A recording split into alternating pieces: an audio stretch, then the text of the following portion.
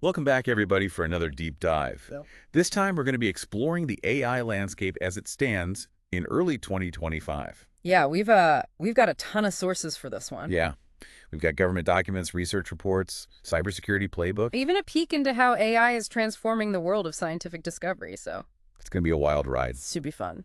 All right, so to kind of set the stage here, we've got the World Economic Forum's report that really dives deep into the challenges of actually scaling AI. A lot of organizations have experimented with it, but putting it into practice at scale, that's a whole other beast. Yeah, and the report actually points to a few key barriers they're seeing. Ooh, like what? Well, things like lack of a clear ROI, difficulties actually integrating AI into existing workflows, and, that age-old problem, a shortage of people who actually have the skills to do this stuff. Yeah, it always comes back to talent, doesn't it? It really does, yeah.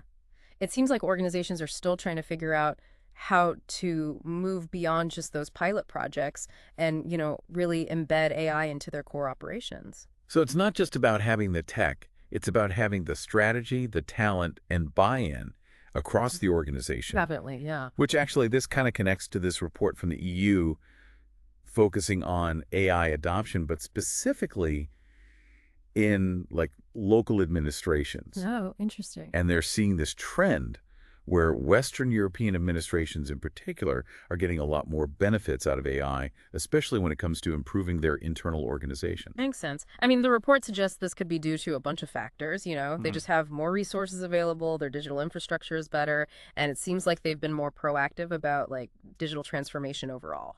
So they've laid the groundwork. Exactly. But here's the thing. The report also found that smaller administrations were actually more likely to say that their staff had, basic knowledge of AI. So, I mean, does that suggest that maybe there's this, grassroots AI adoption trend happening? Yeah, I mean, it's totally possible. Smaller organizations tend to be more agile. There's just less bureaucracy, right? So maybe they can experiment with AI more easily. And they've got that, we got to do more with less mentality. Oh, for sure. They might feel a stronger sense of urgency to adopt new tech. Makes sense. No.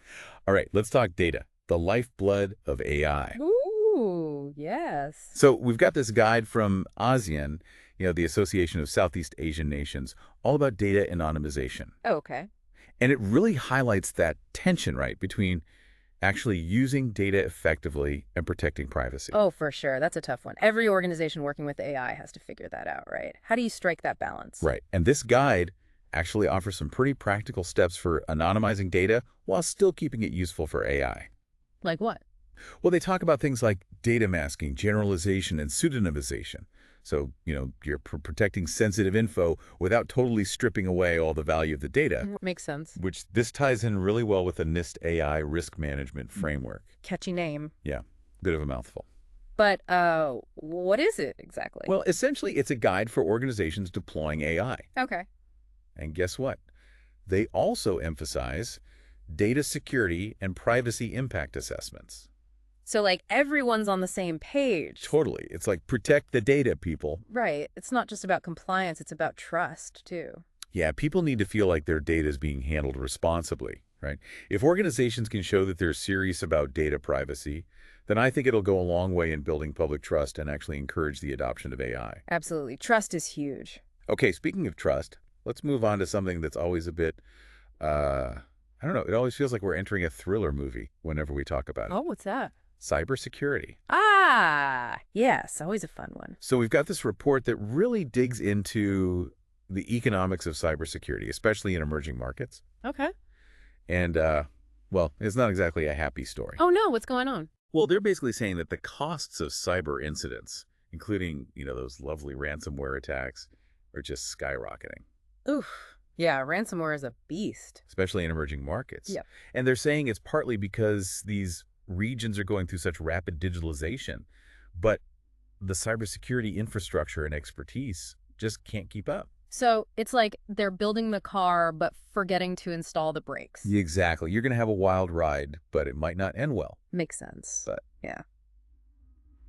on a more positive note, organizations are starting to get how important collaboration is. Okay, that's good. And we can actually see that happening in the JCDC AI Cybersecurity Playbook. What are they doing?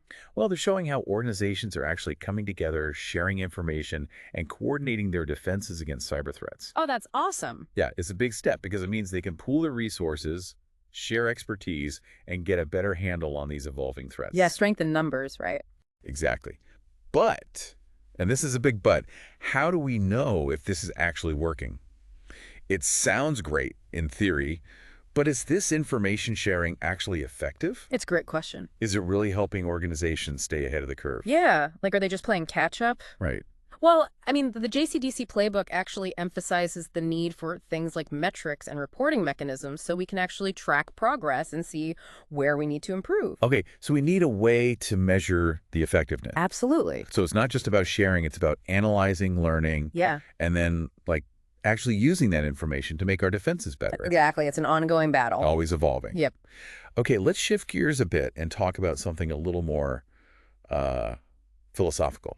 Ooh, I like it. Hit me. The ethics of AI. Okay, getting deep. We've got all these insights from different AI ethics experts, and it's fascinating to see how they're approaching these big, tough questions. Yeah, what kind of questions? Well, they're talking about things like data subject rights, and the potential for biases in AI systems. Oh, right. Those are big ones. And the need to actually have ethical design principles. We can't just build it and hope for the best, right?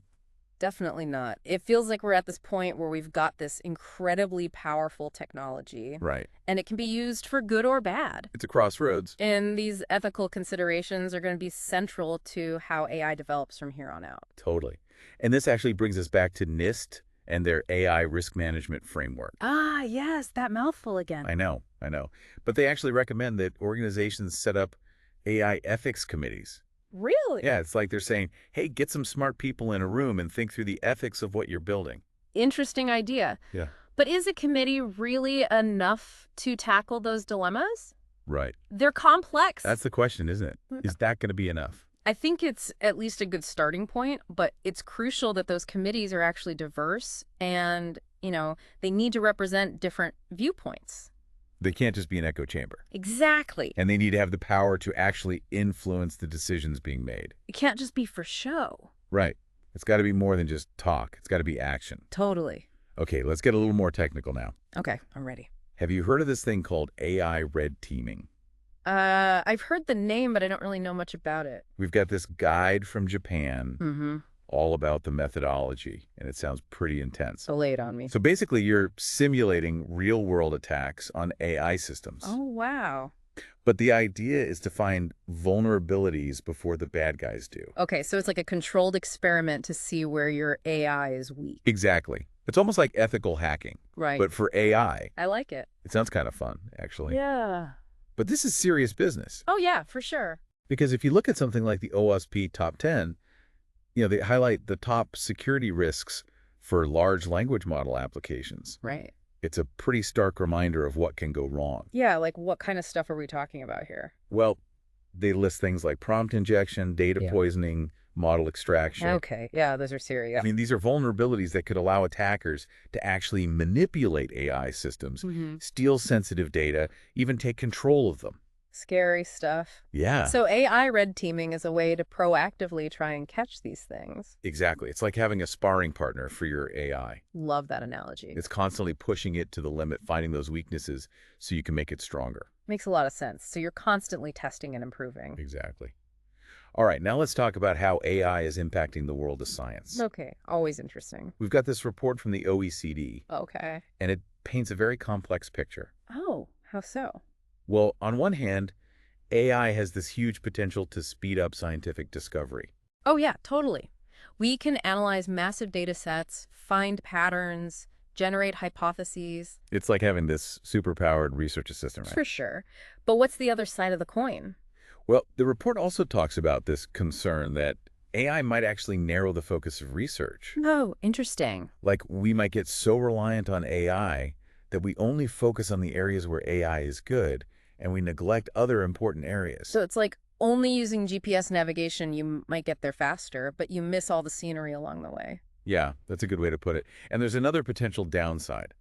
The report says that AI could actually lead to a decline in overall R&D productivity.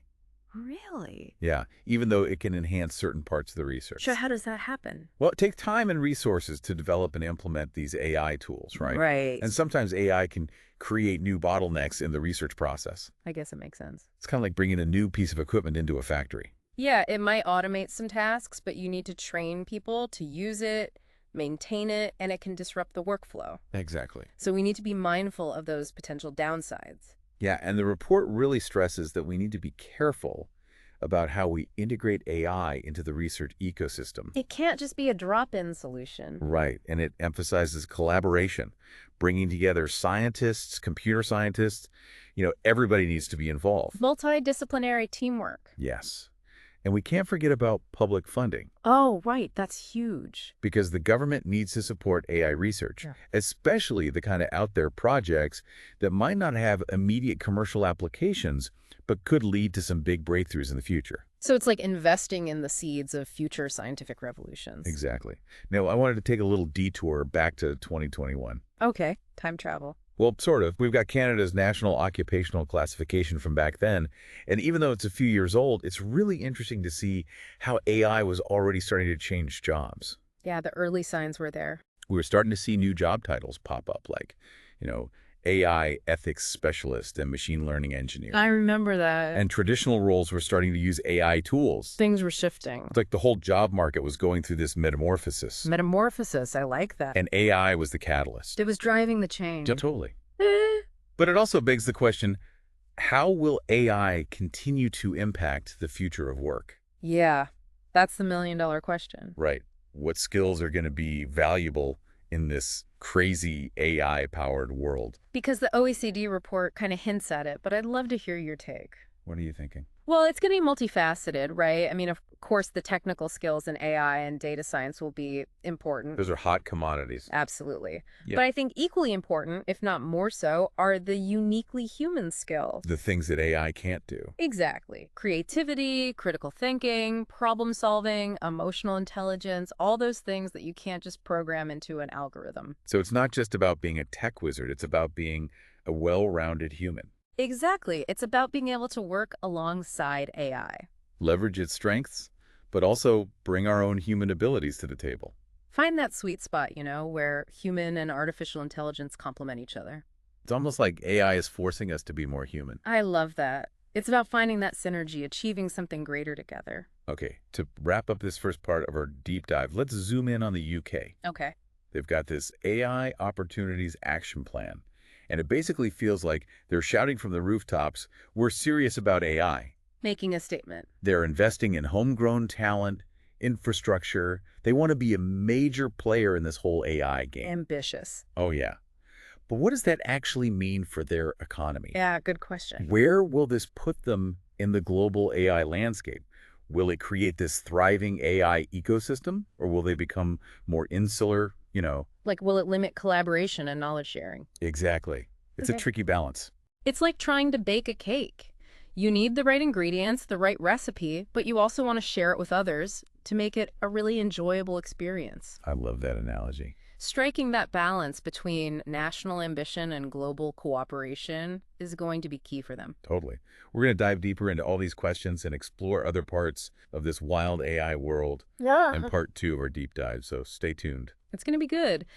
Picking up on that UK strategy, it raises an interesting point about how different countries are approaching AI. Yeah, like, is it going to be this race to the top? Kind of feels that way, but with a twist. Because on the one hand, we've got countries like the UK pushing for that homegrown innovation. Yeah. But AI is global by nature, right? I mean, the research, the talent, the challenges, it all crosses borders. Exactly, yeah. And it's interesting to see that tension play out between, national interests and the need to collaborate globally. It's everywhere. Yeah. Like, take cybersecurity, for example. We talked about the JCDC AI cybersecurity playbook, how organizations are sharing information to fight those threats. Right, which is great. Yeah, it's awesome. But I also wonder, are there cases where this focus on national AI strategies might actually hurt collaboration? Ooh, That's a good point.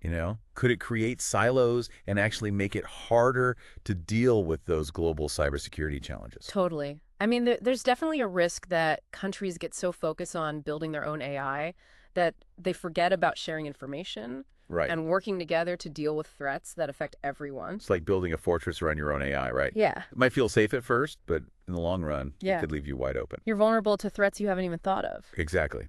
And this whole national versus global thing isn't just about cybersecurity, right? Yeah. It pops up in data governance, ethical considerations. Yeah, oh yeah, for sure. What flies in one country might be totally unacceptable in another. Which is why those international agreements and standards we talked about are so important. They're like the framework, Yeah, they help make sure AI is developed responsibly. no matter where it comes from. Exactly. Yeah. And it's not just on governments and big organizations either. True. Individuals have a part to play too. Okay, so speaking of individuals, let's loop back to the impact of AI on jobs for a second. Right. We've talked about new roles popping up, existing ones changing. But what skills do you think will be most valuable in this AI-powered future? I mean, the OECD report touched on it, but I'm really curious to get your perspective. It's a big question, and everyone's asking it. Yeah. I think the answer is that it's going to take a mix of things. Okay. Obviously, technical skills, AI, data science, those are going to be crucial. Those are in high demand. Totally. Yeah. But those uniquely human skills, those are going to be just as important, if not more so. You're talking about things like creativity, critical thinking, problem solving, emotional intelligence, Exactly. the stuff AI can't replicate. Exactly. Those are the skills that will let us work with AI, not against it. Use its strengths, but bring our own unique abilities to the table. Exactly. Find that sweet spot where humans and AI complement each other. Create that synergy. Yeah. And maybe even push each other to get better. It's like AI is forcing us to rethink what it means to be human. I like that.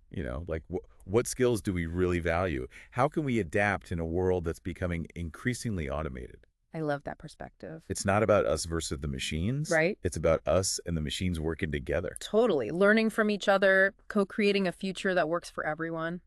All right, let's dive into a specific area of AI that's getting a lot of buzz. Oh, which one? Large language models. LLM. We talked about the security risks, the OWASP top 10. Right. But I'm curious about the bigger picture. What do you think about these powerful language models? What are the implications? Well, they're already having a big impact on tons of industries. Yeah, they're everywhere. Chatbots, virtual assistants, content creation, even scientific research. It's amazing what they can do. It really is. Their ability to understand and generate human-like text, it's pretty incredible. It's like we've unlocked a whole new way for machines to communicate with us. Totally. But it's also a little, I don't know, unsettling. Yeah, there's that unease. Yeah. I mean, if great power comes great responsibility, That's right? what it is. And LLMs could definitely be misused, and that's a scary thought. Oh, yeah. Misinformation, deep fakes, manipulating people, generating harmful content. It's all possible. And because they're so good at mimicking human language. It's hard to tell what's real and what's not. Exactly. It's like this double-edged sword. It is. We're in awe of what they can do, but also wary of the potential for harm. So how do we deal with those risks? How do we make sure LLMs are used ethically and responsibly? Well, transparency is a big one. Right. Developers, organizations, they need to be upfront about when something's been made by AI. Label it clearly. Like, hey, this might not be what you think it is. Exactly. And we need to educate people about how these things work, the limitations, the potential for misuse. Raise awareness, promote media literacy. Exactly. So people can be critical thinkers, especially when it comes to AI-generated stuff. And of course, we need ethical guidelines, right? Just like with other types of AI. Oh, for sure. So it's a multi-pronged approach. Yes. Technical safeguards, public education, ethical guidelines. All working together to steer those LLMs in the right direction. It's like navigating uncharted territory. Yeah. And we're creating the map as we go. I love that.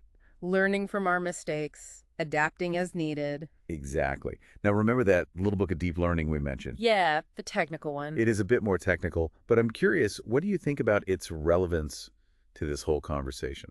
I think it's a great resource. Yeah. Especially for those who want to dig deeper into the technical nuts and bolts of AI. It's like peeking under the hood. It is. You get to see how those parts work together. To make the magic happen. Right. And even if you're not a deep learning expert, just having that basic understanding. That helps you make better decisions. Exactly. You can ask the right questions, challenge assumptions, make sure AI is being used the right way. So it's not just about building AI, it's about understanding it, And questioning it. Yeah. shaping its trajectory. To benefit humanity. Exactly. Which brings us back to that core theme of our deep dive, Yeah. right? The need to look at AI holistically. Yeah. Not just the tech, but the ethics, the social impact, the economics of it all. The whole picture. And that includes the impact on jobs. Oh, right. Remember that Canadian National Occupational Classification from 2021? Yeah. Even though it's a few years old, it's a great snapshot of how AI was already shaking things up. The early days. And those trends have just kept going, right? Absolutely. We've got new jobs popping up all the time. AI trainers, data annotators, algorithm bias auditors. It's wild. AI is creating its own workforce. Right. Jobs that didn't even exist a few years ago. And it's not just about new jobs. It's about changing the ones we already have. Oh, for sure. Like accountants using AI to automate tasks, doctors using it for diagnosis, lawyers doing legal research with AI. It's everywhere. It's like AI is giving us superpowers. Augmenting our abilities. But it also makes you think about job displacement, right? People needing to retrain, upskill. That's the flip side. As AI gets smarter, some jobs are going to be automated. That's just inevitable. It is. So we need to adapt, learn new skills, the kind that complement AI, not compete with it. Lifelong learning is key. Totally. Embrace the change, stay ahead of the curve. And education and training, they need to adapt too, right? Oh, absolutely. Yeah. We need to give people the knowledge and skills to thrive in this new world. Equip them for the future. And it's not just about technical skills. Right. It's about critical thinking, problem solving, creativity. Those are the skills that will help people navigate this complex landscape and really contribute to this AI-driven economy. It's about being human in an AI world. Exactly. And even more importantly, we need to cultivate those things that AI can't do. Empathy, compassion, ethical reasoning, a sense of purpose. Those are the things that really matter. Because those are the things that will ultimately shape how we use AI and make sure it's a force for good. I couldn't agree more. Okay, before we wrap up this part of Deep Dive, let's talk about ransomware. Oh, Because that threat just seems to be getting bigger and bigger. it's a beast. The Canadian Ransomware Playbook paints a pretty stark picture of the problem, but it also offers some good advice for organizations that want to protect themselves. It's a good resource. It really is. Okay. Ransomware is hitting everything: businesses, governments, even critical infrastructure. And it's getting more sophisticated. Oh yeah, and the costs are insane. It's like a digital pandemic. Right, spreading like wildfire. The playbook says prevention is key, Always the best medicine. but it also has good advice on what to do if you do get hit. Damage control. Yeah, containing the damage, recovering data, getting back on your feet. And it also talks about that tricky question to pay or not to pay the ransom. Ooh, yeah, that's a tough one. Because every situation is different, right? Totally. You don't want to reward the bad guys, but sometimes you need that data. It could be critical to your operations. Exactly. And the playbook stresses how important it is to have a solid incident response plan. Before anything happens. It's like having a fire escape route planned out before the fire starts. Makes sense. You don't be scrambling when things are already going crazy. No way. And you got to test it regularly and make sure everyone knows what to do. Exactly. And this brings up another important point from the playbook. What's that? The human element. Oh, right. Because let's face it, employees are often the weakest link. Yeah, sadly. Phishing emails, social engineering, it's easy to fall for those tricks. People are often the target. So security awareness training, that's crucial. Absolutely. It's like teaching everyone how to spot a scam. Whether it's an email, a website, whatever. And we need to create a culture of cybersecurity in organizations. Everyone needs to be on board. Be vigilant, take responsibility for protecting information. It's a team effort for sure. All right, let's bring it back to that tension between national AI strategies Yeah. and the need for global collaboration. Okay.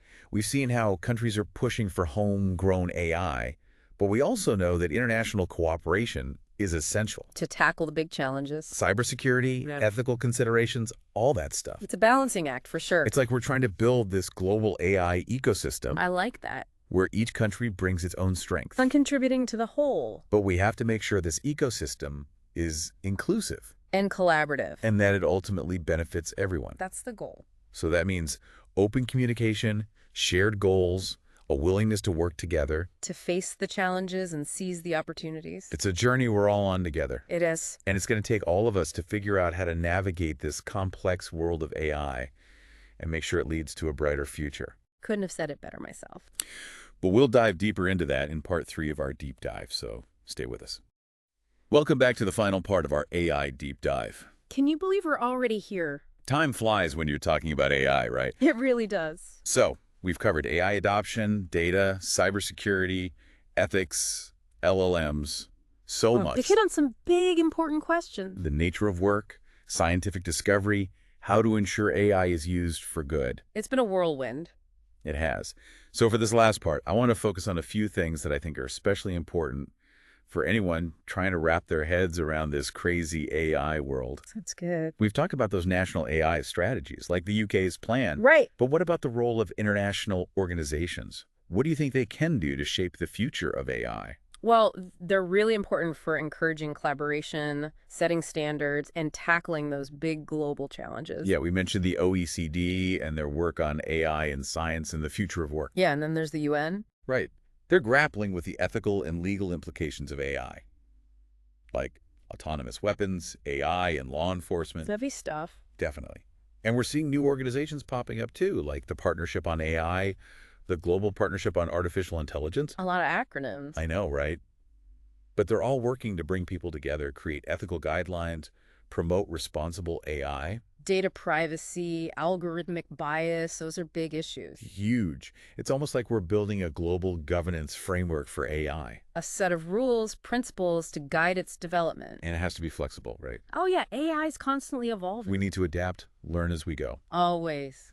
Okay, I want to talk about something that's been on my mind a lot lately, education. Oh yeah, that's crucial. How do we prepare people for an AI-powered future? Because it's not just about tech skills anymore. Right. It's more than just coding and building AI systems. We need to teach critical thinking, problem solving, creativity. Give people the tools to adapt, be successful in this new world. A world where the job market's constantly shifting. Exactly. It's almost like we need a complete overhaul of how we think about education. I think so, yeah. Less rote memorization, more curiosity, collaboration, a love of learning. Lifelong learning. That's it. And it has to be accessible for everyone. No matter their background. Exactly. Because at the end of the day, the future of AI is about people. It really is. It's about how we use this technology, how we shape it, how we make sure it benefits humanity. We have the power to decide what kind of future we want. And that brings us back to that human element we've been talking about all along. It all comes back to us. AI isn't some mysterious force acting on us. We're the ones creating it. We shape it. We're responsible for it. Powerful thought. So, to all of you out there listening, whether you're a developer, a business leader, a policymaker, or just someone who's curious about AI, We all have a role to play. the choices we make today will determine what our AI-powered future looks like. It's a collective effort A journey we're taking together. toward a future where AI benefits everyone. That's the hope. Thanks for joining us on this deep dive into the world of AI. Hope you enjoyed it. We hope you learned something, got inspired, maybe even a little bit freaked out. It's a wild world out there. It is. But it's a world we're creating together, so let's make it a good one. Absolutely. Until next time, keep exploring, keep questioning, and keep learning. And remember, the future of AI is in our hands.